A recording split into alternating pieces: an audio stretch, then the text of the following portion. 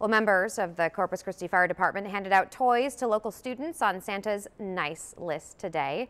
Kids over at Miramar Head Start received early Christmas presents from firefighters this afternoon. It is all part of their annual effort to help people and children who need it most. From gifts to providing meals, the fire crews themselves donate out of pocket in hopes of making the holiday season a little brighter.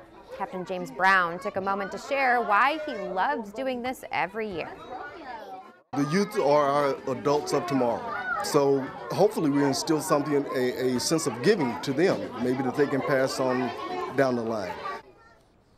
The students were filled with excitement, as you can see, throughout the entire process, and organizers hope to continue their giving efforts for years to come.